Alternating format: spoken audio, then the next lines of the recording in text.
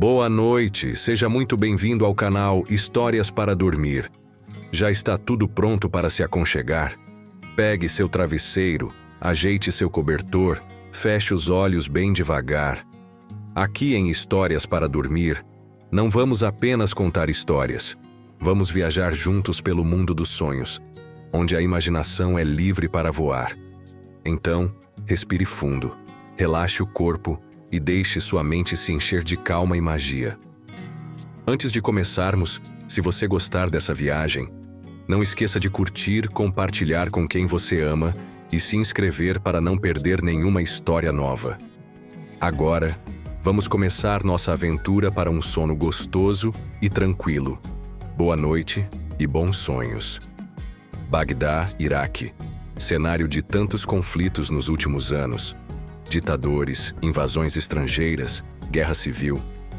As cicatrizes da história são profundas nesta paisagem.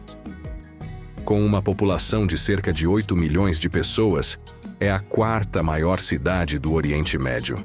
Mas essa não foi a primeira grande cidade a dominar as planícies da Mesopotâmia meridional, nem de longe. Ao seguir em direção aos desertos escaldantes a sudeste da cidade, não demora até que grandes montes de terra surjam no horizonte. Essa é uma terra de Tels, vastas colinas artificiais formadas pelo acúmulo de detritos de milhares de anos de ocupação humana. Elas ainda permanecem como sentinelas silenciosas do país que um dia governaram, agora desoladas, remotas. E assim permaneceu por mais de 2 milênios, o vento e o tempo enterrando o local por completo. Mas, por volta da metade do século XIX, artefatos estranhos começaram a aparecer em mercados próximos. Naquela época, uma grande revolução arqueológica estava em andamento. Graças ao esforço meticuloso de um novo ramo da ciência, a assiriologia, a antiga escrita presente em muitos desses objetos, o cuneiforme, foi finalmente decifrada. E ele havia sido mencionado na Bíblia. E pela primeira vez, uma investigação abrangente da própria cidade seria tentada. O homem que lideraria essa missão era Leonard Woolley. Ele havia trabalhado com o pioneiro descobridor de Creta Minoica, Sir Arthur Evans, e mais recentemente havia feito parte da equipe do famoso Lawrence da Arábia. Acompanhando Woolley, estavam Max Mallowan e sua futura esposa, Agatha Christie, que mais tarde escreveria um livro inspirado nessa viagem. O mundo estava atento. Essa se tornaria uma das mais célebres expedições arqueológicas da história, desenterrando alguns dos maiores tesouros já encontrados do mundo antigo, comparáveis aos do túmulo de Tutankhamon. E logo no início, Woolley confirmou: aquela cidade era mesmo Ur, um dos principais centros da cultura suméria da Idade do Bronze Antiga. As escavações em Ur continuariam por mais 14 anos, revelando uma ocupação contínua do local desde cerca de 5.000 até 500 a.C. Em seu auge, a cidade abrigava aproximadamente 65.000 pessoas, uma das maiores que o mundo já havia visto. Embora o trabalho europeu no Oriente Médio tenha começado com o objetivo de encontrar as origens da Bíblia hebraica, ele acabou revelando muito mais do que se imaginava. Foram descobertas milhares e milhares de tumbas em Ur, repletas de uma imensa variedade de objetos que mostravam conexões com diversas partes do mundo conhecido. Um vasto cemitério real em especial, datado de cerca da metade do 3º milênio a.C., foi o mais espetacular já encontrado. Ouro, lápis-lazuli, cornalina, clorita, bronze, prata e outras pedras semipreciosas emergiram dali, junto com objetos finamente trabalhados, instrumentos musicais e muito mais.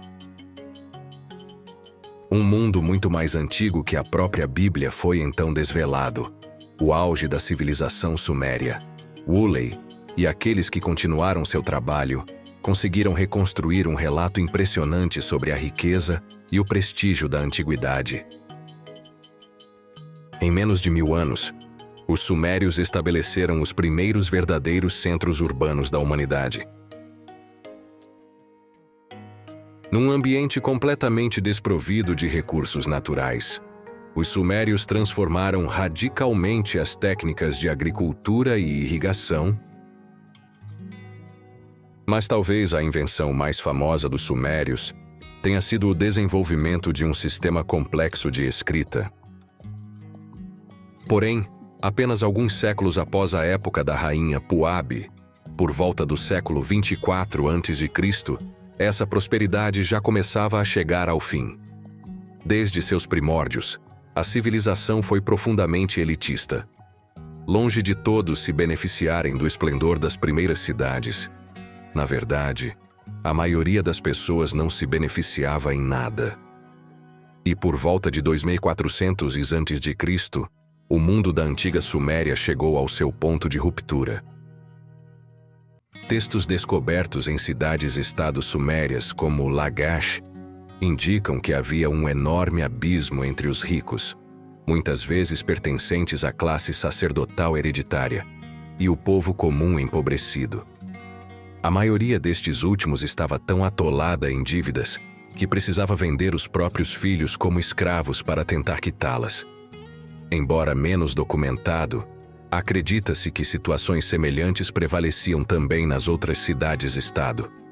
Em algum momento entre os anos 2350 e 2340 a.C., os estudiosos ainda debatem a data exata. Um novo tipo de governante tornou-se rei da cidade-estado de Umma, grande rival de Lagash. As duas cidades vinham travando conflitos armados havia séculos, geralmente com Lagash saindo vitoriosa. Talvez por vingança ou desejo de revanche, esse novo governante atacou Lagash de forma brutal, e dizem que massacrou muitos de seus habitantes e destruiu seus grandes templos. Depois disso, ele conquistou e anexou outras cidades-estado, e afirmou ter forjado um império que ia desde o Golfo Pérsico até o Mar Mediterrâneo. No entanto, a maioria dos estudiosos não acredita literalmente nas palavras de Lugal-Zagese. Ele pode, na realidade, ter controlado apenas as cidades-estado da Suméria, o que, por si só, já seria uma conquista extraordinária. Caso realmente tenha feito isso, ele teria criado o primeiro verdadeiro império mundial da história. Mas, infelizmente para ele, essa honra caberia a outro. Não a um sumério, mas a alguém cuja origem estava mais ao norte, em uma terra também mencionada na Bíblia, Acádia. Embora seu nome de nascimento seja desconhecido, ele mais tarde se autodenominaria Shahukin, que significa rei legítimo. Nós o conhecemos por outro nome, Sargão, o primeiro grande rei do Império Acádio. Ele é geralmente considerado o primeiro da história. Em apenas alguns séculos, os sumérios seriam esquecidos, ofuscados por outro poder. Um que seria reverenciado por todos os estados que surgiriam naquela região nos 2000 anos seguintes. Essa é a história daquele império. De tempos em tempos, surge na história um líder extremamente capaz e carismático que, para o bem ou para o mal, rompe com o mundo em que vive e o transforma para sempre.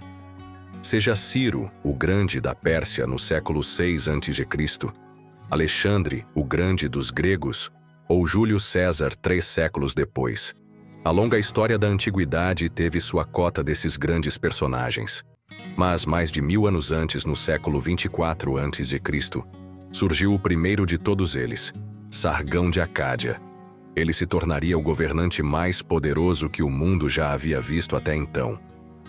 Na verdade, quase todos os reis que vieram depois na Mesopotâmia antiga, e até além, tentariam imitar seu estilo de governo, adotar o eficiente sistema administrativo do seu império e reivindicar serem seus legítimos sucessores.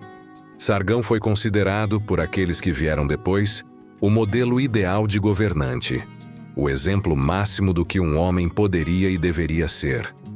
Assim como Carlos Magno ou o lendário rei Arthur em séculos futuros, Sargão era o arquétipo do rei, alguém que viveu por muito tempo e com grande glória. Ainda assim, apesar de todos os seus feitos e fama, sabemos pouquíssimo de forma concreta sobre seus primeiros anos de vida. Mito, história e lenda se entrelaçam. Dada a distância imensa no tempo desde que viveu, os textos e inscrições que os arqueólogos descobriram sobre ele são, em grande parte, mais lenda do que fato. A vasta maioria são cópias babilônicas de textos originais que se acredita terem existido mais próximos da época de Sargão.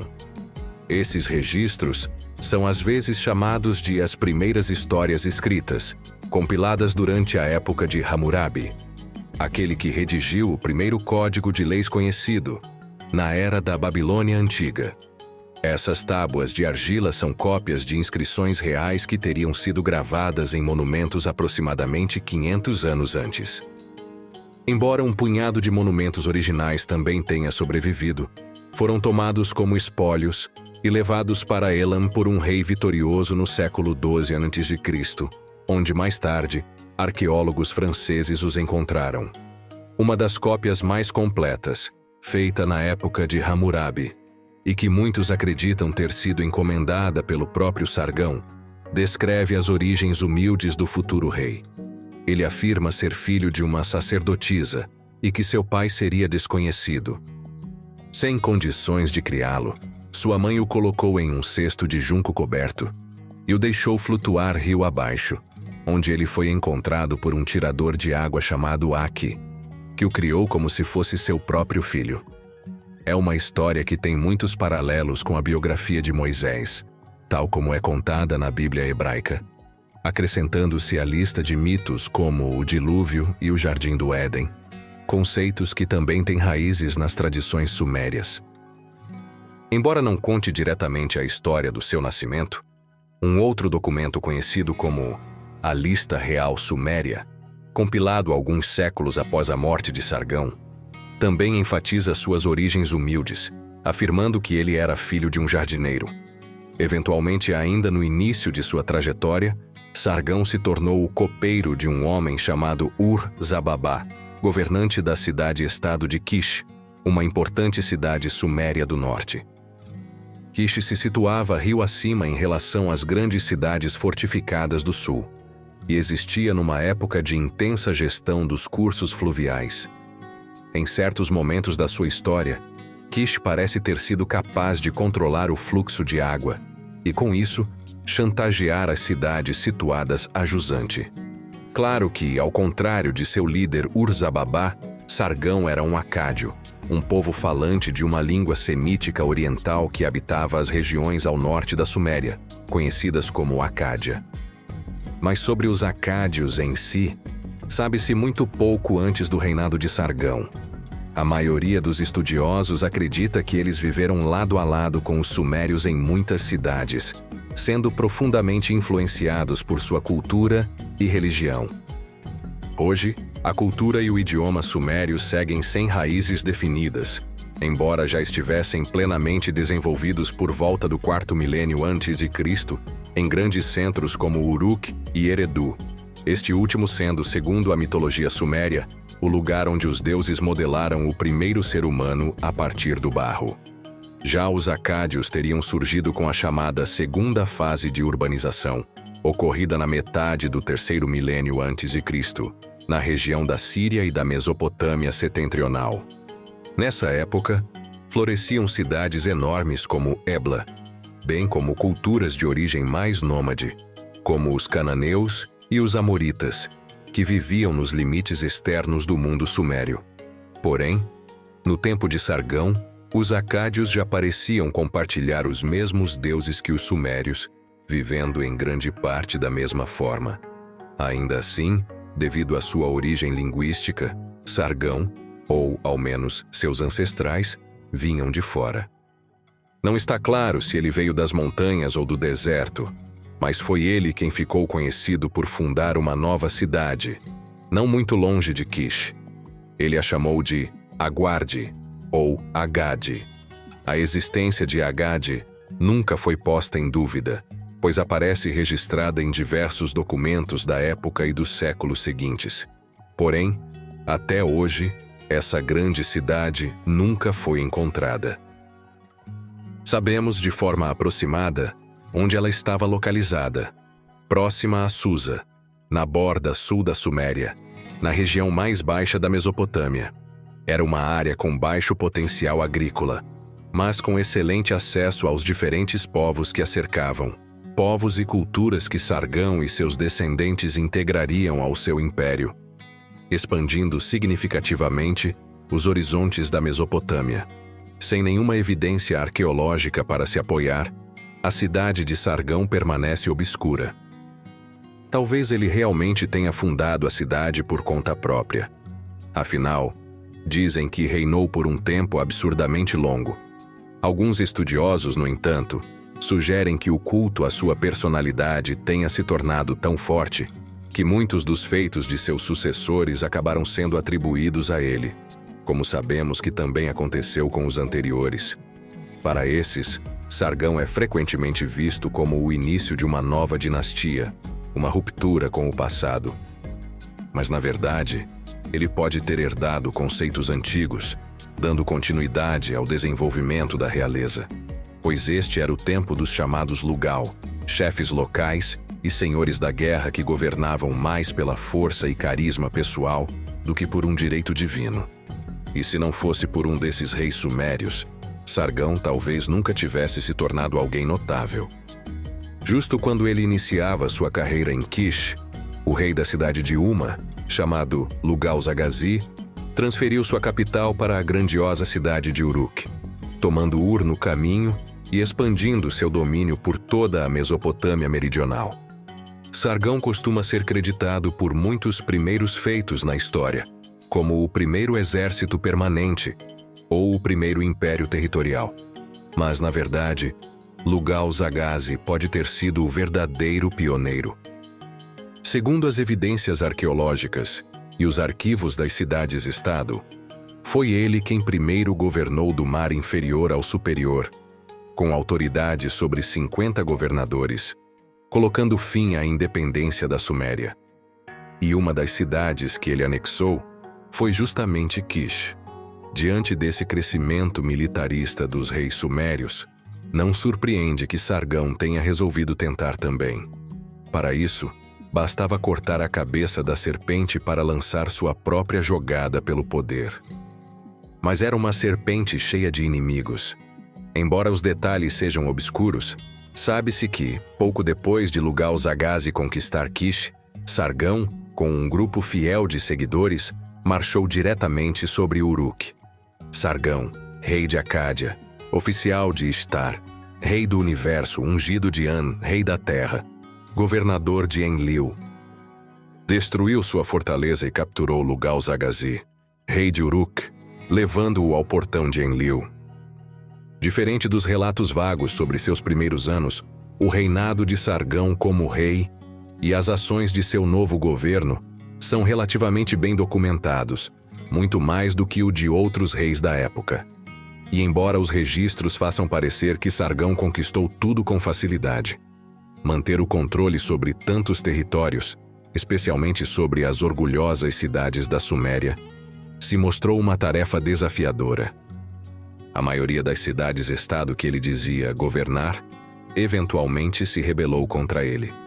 Mas ele e seus homens, o embrião de um exército profissional leal apenas a ele, conseguiram reprimir todas as revoltas, usando uma combinação de medo, força bruta e, em certos casos, diplomacia. Em poucas décadas, Sargão conseguiu se consolidar como o governante incontestável de toda a Suméria e de Acádia.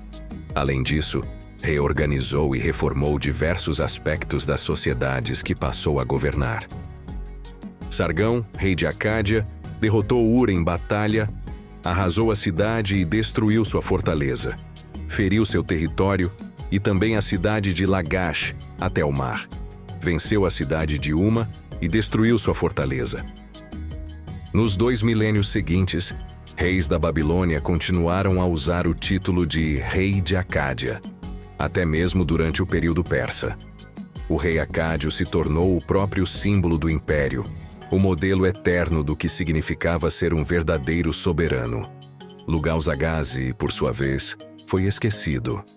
Quando arqueólogos europeus começaram suas escavações na Mesopotâmia, no início do século XIX, quase nada se sabia sobre a história antiga daquela terra, além das histórias contadas na Bíblia.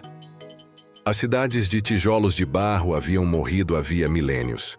Uma a uma, com o passar dos anos, os grandes montes de terra começaram a ser investigados, e as cidades da Bíblia foram desenterradas. Entre as primeiras grandes descobertas estava a capital assíria de Nínive, tornada famosa pelo assiriólogo Austin Henry Layard. Durante décadas, o trabalho seguiu, tijolo por tijolo, revelando uma vasta metrópole da Idade do Ferro, cheia de informações sobre a era assíria do primeiro milênio a.C. Mas, sob essa cidade, repousavam fundamentos muito mais antigos. Em 1931, mais uma descoberta surpreendente veio à luz. 1500 anos antes dos assírios, aquele local já havia sido construído por trabalhadores acádios. Nas camadas mais antigas da cidade, vários artefatos foram encontrados. Entre eles, um chamava mais atenção que todos. Mas ela lembra esculturas semelhantes da época de Gudea, um governante dos anos que sucederam o domínio acádio. Naquela época, representações realistas de seres humanos eram quase inexistentes, o que torna essa cabeça de bronze uma peça verdadeiramente sem precedentes. Criada com precisão e maestria, ela não era apenas um símbolo de poder real, mas uma encarnação eterna do próprio rei, mais do que uma representação. Para quem a contemplava, aquela estátua era o rei. A cabeça de bronze encontrada em Nínive era mais do que uma escultura. Ela canalizava a presença do próprio rei, servindo como um substituto simbólico em sua ausência. O fato de que essa cabeça permaneceu exposta por séculos e foi intencionalmente desfigurada durante o saque de Nínive no século 7 a.C., sugere algo impressionante. O poder de Sargão ainda era temido mais de 1000 anos após sua morte. Curiosamente, a figura da estátua era muito diferente das representações típicas dos antigos reis sumérios, geralmente carecas, com feições serenas e sorridentes. Aqui, no entanto, vemos cabelos elaborados. Seria uma peruca? Um novo estilo acádio? Não sabemos. Mas não foi só a moda que mudou sob o governo de Sargão. O que ele tentou fazer na Suméria foi revolucionário. Por mais de 1000 anos, a elite dominante era formada por sacerdotes e nobres, que trabalhavam lado a lado para controlar quase todos os aspectos da sociedade suméria, especialmente nas grandes cidades.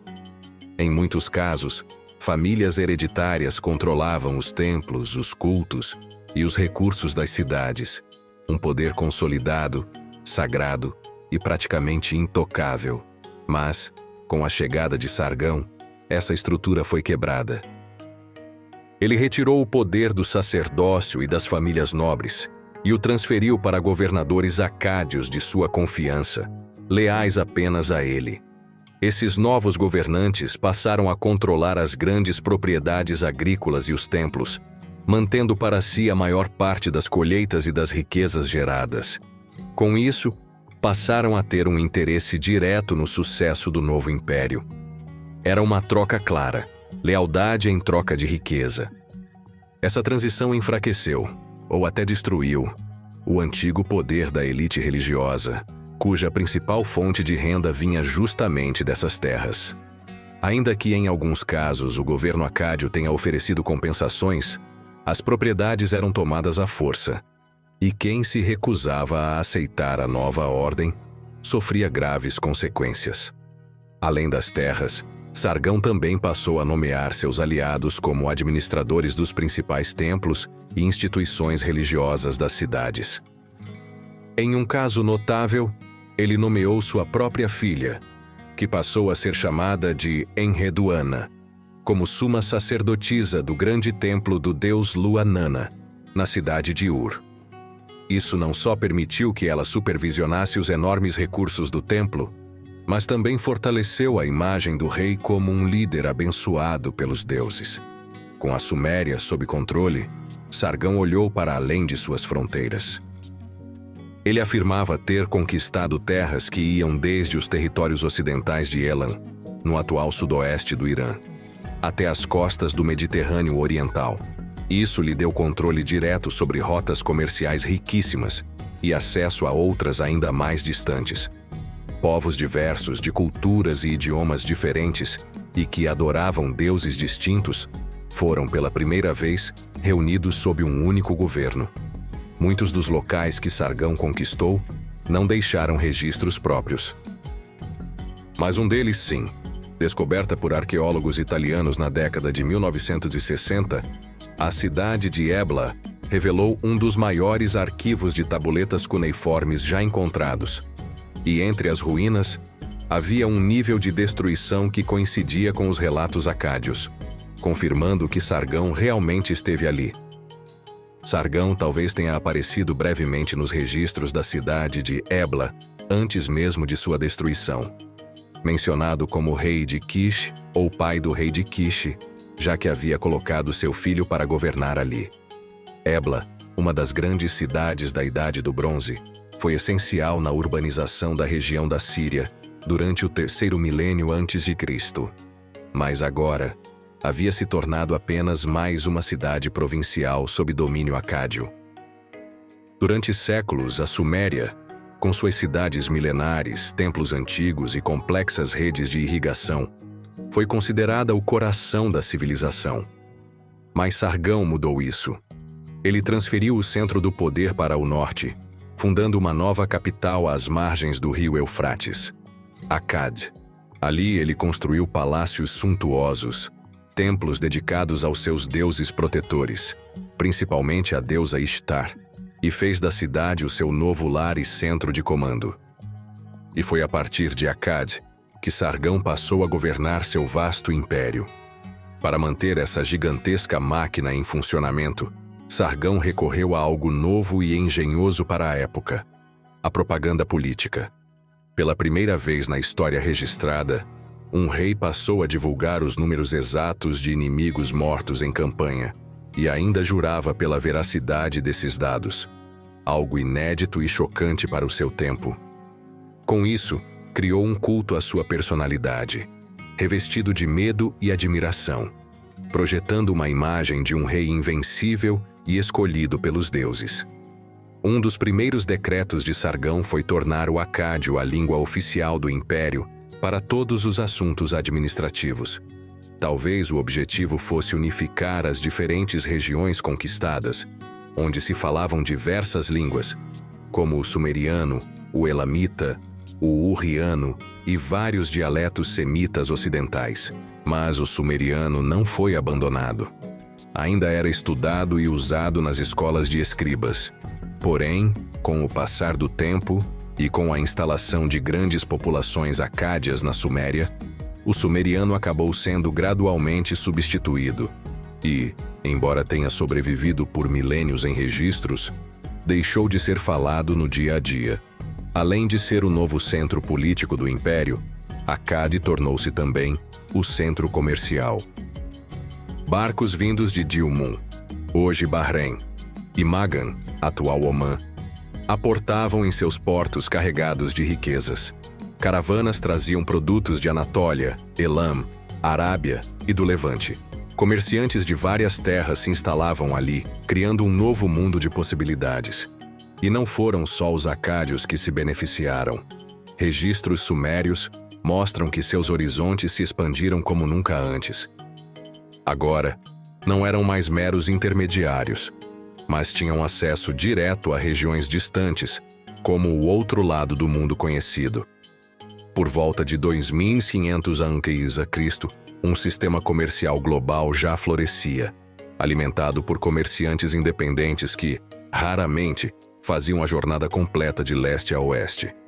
Em vez disso, passavam as mercadorias de mão em mão, de região em região. Mas então, como fariam muito tempo depois os romanos, os acádios conseguiram algo que ninguém mais havia feito. Assumiram o controle direto de quase toda a rede comercial. Onde outros povos falharam, os acádios conseguiram. Eles dominaram Elam e avançaram ainda mais, levando seus produtos, cultura e influência para terras muito além da Mesopotâmia. Nas misteriosas ruínas de Konar Sandal, no leste do Irã, onde um dia existiu uma cidade de 20 a 30 mil habitantes, parte da ainda pouco conhecida cultura Giroft, foi descoberto um selo de argila vindo de Akkad, com inscrições em cuneiforme e duas figuras voltadas uma para a outra, típicas de Sargão e seus sucessores. Parece que os viajantes acádios foram até ali para trocar mercadorias com os senhores comerciantes de Giroft, lado a lado com seus contemporâneos da civilização do Vale do Indo, fazendo permutas por vasos de clorita, habilmente trabalhados pelos artesãos da região. E por causa desses contatos diretos com o Irã, o Golfo, o Egito e até mesmo as estepes da Eurásia, algumas das primeiras evidências de cavalos no Oriente Médio surgiram justamente nessa época. Assim, Akkad prosperava. Cedro trazido do Líbano, diorito de Dilmun, grãos da Suméria, estanho das montanhas de Elam, lápis-lazuli, clorita e estanho vindos do distante Afeganistão e do Vale do Indo. Navios mercantes de Malua, Mahazi e Dilmun aportavam em seus portos. Devido às conquistas de Sargão, o mundo estava se expandindo. Além do comércio, Agade se tornou fabuloso em riqueza, com os impostos recolhidos nas diversas províncias do império. Deve ter sido um lugar verdadeiramente espetacular em seu tempo. E certamente um dia será redescoberto. A lista dos reis sumérios diz que Sargão reinou por 56 anos. Um tempo incrível para um líder tão carismático, que sem dúvida deixou uma marca indelével na sociedade que governou. Mas quando Sargão morreu, em 2279 a.C., aparentemente por causas naturais, diversas regiões do império, especialmente no coração sumério, se revoltaram novamente. De todos os artefatos do mundo da Idade do Bronze, os monumentos, as estátuas, as inscrições que chegaram até nós, poucos poderiam se comparar a uma peça de metal fundido, supostamente encomendada pelo segundo governante do Império Acádio. Embora não tenha sobrevivido até hoje, se tivesse, com sua audácia e opulência, certamente teria sido a inveja do mundo inteiro. O filho e sucessor de Sargão, Rimushi, segundo inscrições que falam dele, não apenas passou a se considerar entre os deuses, antecipando a divinização total de seu sobrinho, uma geração depois, mas mandou fazer uma estátua de si mesmo em estanho puro. Um dos materiais mais raros do mundo, caríssimo, importado de muito longe, encontrado apenas em pequenas quantidades em poucos lugares. Essa estátua teria sido como uma escultura de diamante puro hoje em dia, uma clara tentativa de afirmar uma legitimidade divina para a nova dinastia e de proteger a imagem de riqueza e poder imensos. Muito provavelmente, assim como seu pai antes dele, Rimushi estava criando seu próprio culto à personalidade. E como veremos, ele precisava disso. Quando Sargão morreu, quase imediatamente o enorme estado que ele havia criado explodiu em guerra e caos. Não se sabe exatamente por que o primeiro filho de Sargão, Manishtu, foi preterido na sucessão ao trono, mas pela prática comum entre governantes mesopotâmicos posteriores, pode ser que Rimushi possuísse certas qualidades de liderança desejadas, como decisão firme e uma certa crueldade necessária para que o império sobrevivesse à morte do seu fundador. Talvez também fosse simplesmente porque não havia uma política clara de primogenitura ou sucessão, apenas o mais forte governava. E foi assim que Rimush tomou o poder de seu irmão mais velho. Para Rimush, assim como para todo governante acádio, seria um batismo de fogo. A maioria das grandes cidades sumérias se rebelou contra ele. Eridu, Lagash, Adab, Uma, todas lutando para derrubá-lo. Mas herdando o exército forte de seu pai, a retaliação do rei foi rápida e violenta. Segundo suas próprias inscrições, Rimush derrubou os muros das cidades rebeldes. Matou brutalmente milhares de soldados sumérios e vendeu milhares dos sobreviventes como escravos. Mas foi além. Expulsou milhares de civis em idade de lutar, submetendo-os a punições cruéis, deportações em massa e trabalhos forçados. Documentos encontrados na cidade de Uma confirmam isso, falando de cidadãos que trabalharam e morreram em campos de trabalho. Quando as rebeliões foram esmagadas, Rimush confiscou muitas das terras restantes dessas cidades e, assim como seu pai Sargão, as distribuiu entre seus apoiadores. Foi uma das maiores transações de terras registradas na história antiga. De uma só vez, o novo rei tomou e reorganizou aproximadamente 134 mil hectares de terras agrícolas de Lagash e Uma, terras que essas cidades brigavam por séculos. E as redistribuiu para a nova classe de proprietários acádios que seu pai havia criado algumas décadas antes.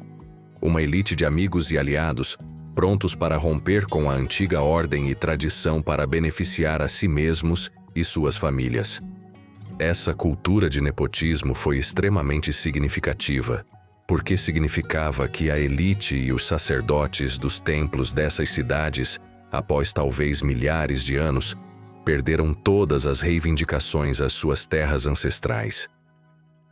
Era mais um exemplo de como as instituições seculares da Suméria estavam sendo desmontadas pela nova ordem acádia.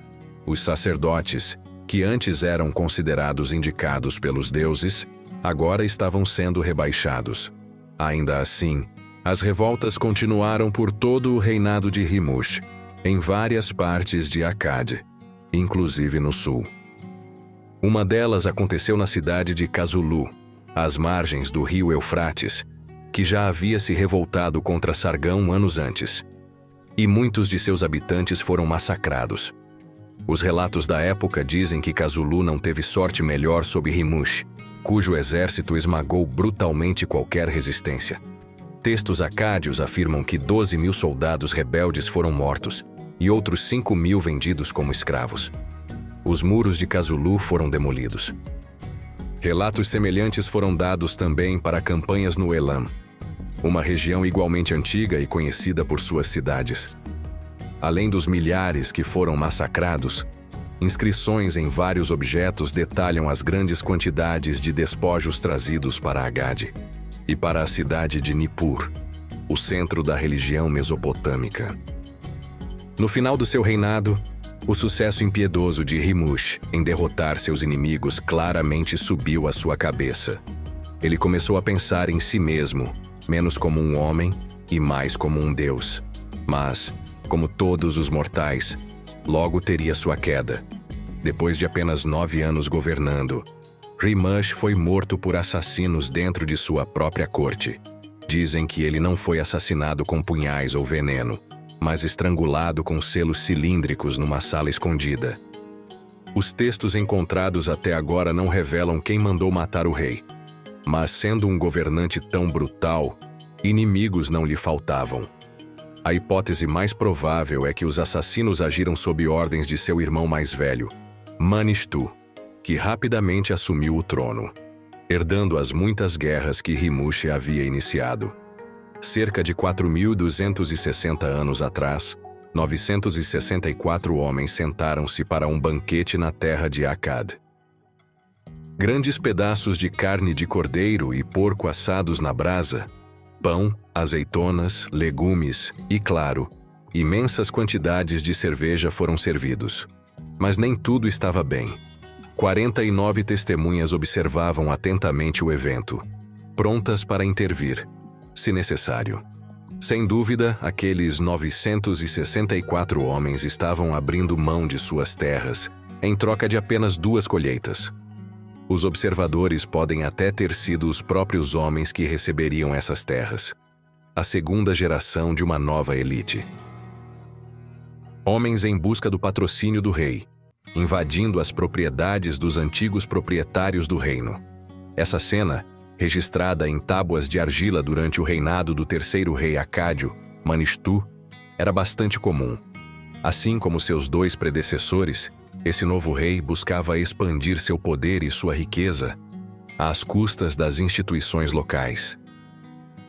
Essa história é contada pelos muitos documentos administrativos gravados em escrita cuneiforme e confirmada pela evidência arqueológica de grandes centros administrativos em locais como Tel Brak e Tel Leilan, aparentemente construídos para supervisionar as imensas reformas agrárias que aconteciam, com exércitos de burocratas registrando tudo. Apesar disso, comparado ao reinado de seu irmão, o governo de Manistu parece ter sido mais estável. É possível que muitos na corte acádia preferissem o novo rei justamente por sua inclinação à paz, em um império perpetuamente dilacerado por guerras. Talvez também pela indignação que Manistu sentia por ter sido preterido na sucessão em favor do irmão mais novo. Pode ser que facções da corte tenham trabalhado nos bastidores para tirar Rimush do poder, talvez até instigando uma guerra civil não registrada entre os dois irmãos. Provavelmente nunca saberemos ao certo. Manistu apenas diz que Enlil, o deus, o chamou para governar. Em vez de iniciar novas guerras, brutalmente punindo quem se rebelasse, Manistu terminou discretamente os conflitos de seu irmão e focou seus esforços em promover o comércio e abrir rotas comerciais até lugares distantes como o Egito. Por essa época, poucos ainda viviam sem experimentar a vida sob o jugo dos reis acádios. A arqueologia indica que o império realmente se estendia do Mediterrâneo ao Golfo Pérsico, um enorme império territorial, desde as fronteiras da Anatólia até os desertos do Irã. Um feito extraordinário. Muitos artefatos dessa época foram encontrados em escavações por todo o Oriente Médio. Mas um objeto em particular simboliza o imenso poder desses primeiros imperadores: o obelisco de Manistu. Com 1,4 metros de altura, essa pedra negra de diorito inscrita é um registro legal que conta a história da distribuição de 4 grandes propriedades aos oficiais do rei na região de Kish. Disse que a pedra foi trazida de Magan, do outro lado do Golfo Pérsico, no que hoje é Omã, carregada em barcos e ancorada no cais de Agade, onde o rei mandou fazer sua estátua e dedicou o obelisco a Enlil, o deus supremo. Esse tipo de material era antes desconhecido na Mesopotâmia. Mas, assim como seu irmão antes dele, em 2155 a.C., o rei Manistu também foi assassinado. Convenientemente, seu filho, já em campanha militar, esperava pacientemente para assumir o trono. Esse filho se tornaria um dos maiores reis acádios, conduzindo uma nova era sem igual de sofisticação na arte, na sociedade e no comércio. Essa é a época de Naram-Sin. Até o século VI a.C., quase 2000 anos haviam se passado desde o apogeu dos acádios. Seriam mais 2.500 anos antes que Leonard Woolley começasse suas escavações em Ur. Enquanto isso, pelo mundo, era a era do Buda, de Confúcio e dos filósofos da Grécia Antiga, uma época chamada de Era Axial, marcada por novas formas de pensamento que mudaram paradigmas. Mas na Mesopotâmia, onde os grandes reis nunca perderam totalmente o poder, apenas o concentraram nos governantes mais fortes, uma linha cultural quase ininterrupta ainda se estendia desde as primeiras cidades do mundo. E naquela época, Babilônia era a maior de todas. Cerca de 200.000 habitantes viviam e morriam em meio aos magníficos jardins e colunatas, o centro do poderoso Império Neobabilônico. Foi lá, no ano 550 a.C., que uma das primeiras escavações arqueológicas da história foi feita. Disse que o rei Nabonido conduziu homens até Sipar para descobrir os depósitos fundacionais dos templos. O deus Sol Samas, a deusa guerreira Anunatu e o santuário que Naram-Sin havia construído para o deus da lua em Harã. O rei Nabonido restaurou todos esses locais à sua antiga glória. Ele foi além e tentou até mesmo datar os artefatos arqueológicos no santuário de Naram-Sin, embora suas estimativas tenham errado em cerca de 1.500 anos. Ainda assim, Naram-Sin era uma figura popular e renomada nos dias de Nabonido. Mas quem foi esse rei? Por que ele, e não seu pai ou tio? Assim como Sargão, Naram-Sin foi retratado como o rei guerreiro perfeito. No auge de seu reinado, ele presenciou o apogeu do Estado, o auge da arquitetura e da riqueza material. Uma época que os historiadores de arte chamam de Era Clássica Acádia, para diferenciá-la das eras anteriores e posteriores. Mas ele também foi um dos governantes mais controversos da Mesopotâmia, com histórias duras sendo contadas sobre ele. Seu reinado começou muito mal, com a maior revolta até então contra a nova ordem. Foi um conflito que quase destruiu o império antes mesmo dele se firmar. Essa guerra ficou conhecida como a Grande Revolta, liderada pelas cidades de Kish e Uruk, que talvez ainda fosse a maior cidade do mundo na época. Logo, quase todas as cidades da Suméria, junto com os territórios do império em Elam e no oeste, levantaram suas bandeiras, se rebelando contra seus senhores acádios. Segundo as inscrições de Naram-Sin, foram necessárias pelo menos 9 batalhas, até que todas as cidades rebeldes fossem derrotadas e a ordem fosse restabelecida no reino. Como era costume nas guerras acádias, os vencidos sofreram muito. Em Kish, o rio Eufrates ficou cheio dos corpos dos soldados que defenderam os portões da cidade. Outros 2.500 foram massacrados quando os acádios romperam as muralhas. Mas a destruição não parou aí. Após o fim dos combates, como punição, Naram-Sin mandou derrubar as muralhas de Kish e inundar a cidade. Enquanto isso, no coração da Suméria, Uruk liderava uma grande coalizão rebelde, com as cidades de Lagash, Umar, Adab, Isin, Shuripak e até o centro religioso de Nippur. Essas cidades, especialmente Uruk, sofreram quase o mesmo destino que Kish. Milhares morreram, as antigas muralhas foram destruídas e, como parecia ser costume nas campanhas acádias, suas cidades foram inundadas. Pode parecer uma punição excessiva, mas Naram-Sin era um comandante militar excepcional e queria deixar claro que qualquer rebelião dentro do império seria enfrentada com morte e destruição. Com o Estado agora sob controle, Naram-Sin pôde focar não só em governar, mas também em expandir ainda mais suas fronteiras. Nos 36 anos em que Naram-Sin governou, ele expandiu o Império Acádio e sua rede de territórios e estados tributários até a sua maior extensão. Seu domínio se estendia desde o reino de Marhashi, que acredita-se ter ficado onde hoje é o Irã Central, até as águas do Mediterrâneo e talvez até a ilha de Chipre. Uma de suas muitas vitórias está celebrada na famosa Estela de Vitória de Naram-Sin, na qual ele é retratado derrotando as tribos das montanhas Zagros, pisoteando os corpos dos guerreiros caídos. Dizem que foi Naram-Sin quem finalmente destruiu a antiga cidade de Ebla, do início da Idade do Bronze. Dentro do império, seu controle era tão firme que um certo nível de estabilidade parece ter sido alcançado, permitindo que atividades menos guerreiras fossem desenvolvidas. Naram-Sin, por exemplo, foi o primeiro governante mesopotâmico a se orgulhar publicamente de suas habilidades na caça, uma tradição que duraria por milênios. Porém, como todos os reis acádios, ele não conseguiu integrar completamente a liderança tradicional da Mesopotâmia ao seu novo governo. O reinado de Naram-Sin foi o mais magnífico de toda a história do império, tanto militarmente quanto economicamente.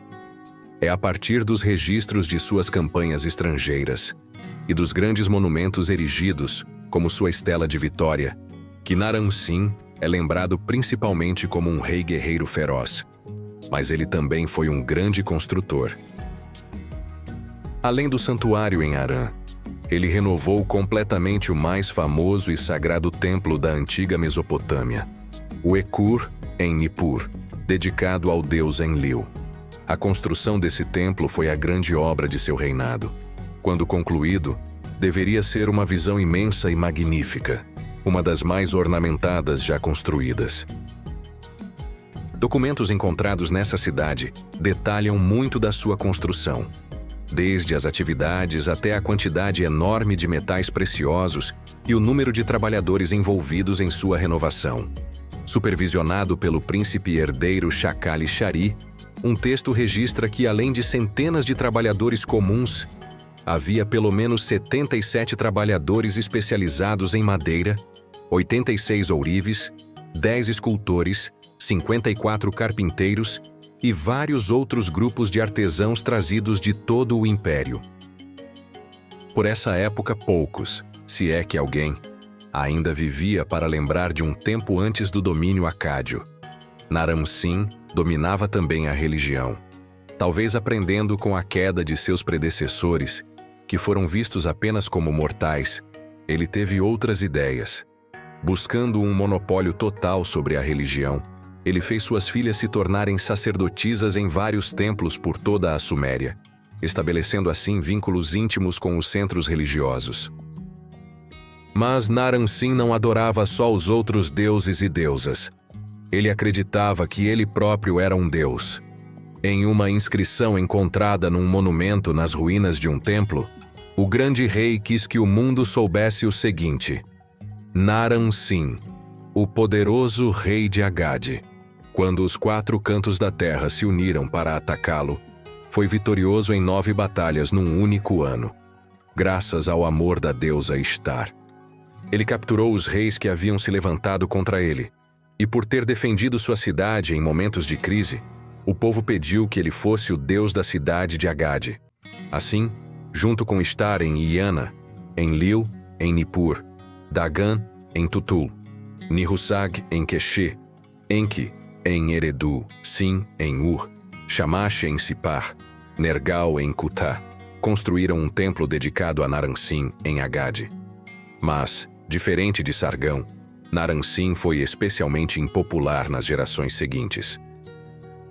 Sua autodeificação, junto com o que muitos consideraram vaidade, seriam lembrados pelos autores das epopeias posteriores como algumas das causas de sua queda. A história mais famosa é a Maldição de Agade, uma narrativa em grande parte ficcional sobre a queda do império, que coloca Naram-Sin como o responsável pelo seu fim. Mas, como vimos, a verdade parece muito diferente.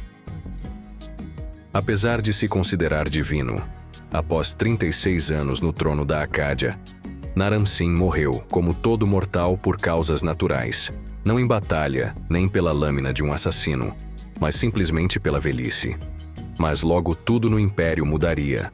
Em 2017 a.C., quando o novo rei Shaka-li-Shari subiu ao trono, o Império Acádio estava no auge do seu tamanho e prosperidade, mas só 25 anos depois, restava apenas um estado reduzido, cercado por inimigos hostis por todos os lados. Infelizmente, diferente dos reis anteriores, há poucas inscrições que datem do reinado de Shaka-li-Shari, dificultando entender o que realmente aconteceu naquela época. Sabemos que ele travou uma luta amarga contra invasores Guti e Amoritas que ameaçavam as fronteiras do reino. Não demorou muito para o sul finalmente se libertar do domínio acádio, embora os detalhes exatos dessa revolta tenham se perdido no tempo. Fontes acádias mencionam várias revoltas, mas, dado o costume de propaganda dos acádios, o desfecho dessas rebeliões permanece incerto. Após a morte de Shaka-li-Shari, vários reis de curta duração governaram em Agade, embora sua relação com a dinastia de Sargão não esteja clara. O último deles foi Shuduru, que, segundo textos e tradições posteriores, foi morto quando o povo dos Montes Agros, os Guti, invadiu Agade, rompendo suas muralhas e incendiando a cidade. Como dissemos antes, as ruínas de Agade ainda não foram encontradas, então essa parte da história não pode ser confirmada pela arqueologia, mas certamente uma cidade como Agade teria terminado seu ciclo em um cerco. Nas últimas décadas, um novo culpado para o fim do império tem sido apontado pela maioria dos estudiosos. Dados científicos indicam uma seca sem precedentes que teria assolado a terra entre os dois rios, especialmente as regiões do norte, ao redor de Acádia. Esse ambiente, que já era marginal nos melhores momentos, sofreu uma longa seca, que talvez tenha durado anos, até décadas, e que possivelmente também levou ao fim do antigo reino do Egito e de vários outros estados da Idade do Bronze. Essa nova falta de chuvas teria causado uma crescente desertificação, além de uma redução no fluxo vital dos rios Eufrates e Tigre. Com menos água, diminuía a quantidade de terras férteis que podiam ser irrigadas e cultivadas. Logo, isso levou à fome, ao colapso da economia regional e a grandes conflitos entre o povo. Nessas condições, teria sido extremamente difícil para qualquer governante manter um estado tão grande unido, por maior que fosse sua força. E essas dificuldades deram a pessoas como os Guti uma oportunidade, e talvez até uma necessidade, de atacar as terras acádias até conseguirem chegar à própria capital, Agade. E como contam os textos antigos, eles destruíram Agade e governaram Mesopotâmia por cerca de 1 século ou mais. Mas a história não termina aí. Pelo menos não nas literaturas sumérias e acádias que viriam depois, cerca de 1 ou 2 séculos mais tarde, quando uma nova dinastia suméria, a de Ur, trouxe uma certa ordem e fundou seu próprio império sucessor aos acádios. Há várias lendas sobre Sargão, principalmente sobre sua vida e conquistas, reunidas em pequenas epopeias recitadas por poetas e bardos enquanto viajavam de cidade em cidade, contando histórias das grandes figuras do passado. Curiosamente, também existem várias obras literárias sobre a vida de Naram-Sin, mas, ao contrário das de Sargão, são mais contos de advertência do que histórias de coragem. A mais famosa delas é A Maldição de Agade, uma obra de ficção inspirada em eventos históricos. Nela, a queda de Naram-Sin e da gloriosa cidade de Agade é explicada de forma misteriosa. Enlil, o deus principal do panteão sumério, retira seu favor da cidade sem motivo aparente. Naram-Sin implora aos deuses por um sinal, um presságio, para reconquistar seu apoio. Mas tudo é em vão. Depois de 7 anos de frustração, enfurecido, Naram-Sin ordena que seu exército destrua o Ekur, o sagrado templo de Enlil em Nippur. Como castigo, Enlil envia os povos das montanhas, os Guti, junto com a fome, para devastar Agade e seu povo. A mensagem dessa história é clara. Ninguém deve questionar os deuses, muito menos agir com pressa e desrespeito contra eles.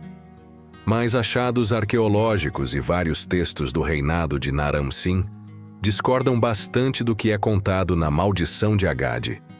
Ainda assim, os ataques Guti e a fome que parecem ter causado a queda da cidade têm alguma base histórica, provavelmente acontecendo no fim do reinado do sucessor de Naram-Sin, e talvez depois distorcidos pelos contadores de histórias. Na verdade, Naram-Sin era um homem muito devoto, que, como já dissemos, ordenou a renovação do Ekur, tornando-o maior e mais magnífico do que nunca. Independentemente de como foram retratados na literatura posterior, tanto Sargão quanto Naram-Sin seriam lembrados por séculos como 2 dos governantes mais poderosos da antiga Mesopotâmia. Suas histórias e conquistas inspiraram muitos reis que vieram depois, que também buscaram estabelecer grandes impérios próprios. Os governantes acádios mudaram para sempre o cenário do Oriente Próximo. Acabaram-se os dias das pequenas cidades-estado, onde os habitantes lutavam por pedaços de terra e cujas vidas giravam em torno de seus deuses patronos. Essas cidades passaram a fazer parte de um sistema político muito maior e dinâmico, algo nunca visto antes. Assim, criaram a base para todos os impérios que viriam depois. Sargão e seus descendentes abriram um mundo novo para o povo do Antigo Oriente, sustentado não apenas pela força, mas também pelo incentivo ao comércio e a troca de ideias entre as principais civilizações conhecidas na época. E não só isso. Os impérios futuros do Oriente Próximo copiaram vários aspectos do modelo acádio de administração e governo centralizado, por pelo menos 2000 anos. E depois da queda dos acádios, a região e suas vizinhanças receberam uma herança fundamental: a língua acádia, que se tornou a língua franca do Oriente Próximo, usada até ser substituída pelo aramaico quase 1500 anos depois. Muito obrigado por me acompanhar até aqui. Espero que essa história tenha embalado o seu coração e acalmado a sua mente. Que agora você possa se entregar ao sono tranquilo e aos sonhos mais doces. Não se esqueça de curtir, compartilhar e se inscrever para que possamos continuar viajando juntos por muitas outras histórias. Durma bem, tenha uma noite serena e bons sonhos. Até a próxima, aqui no Histórias para Dormir.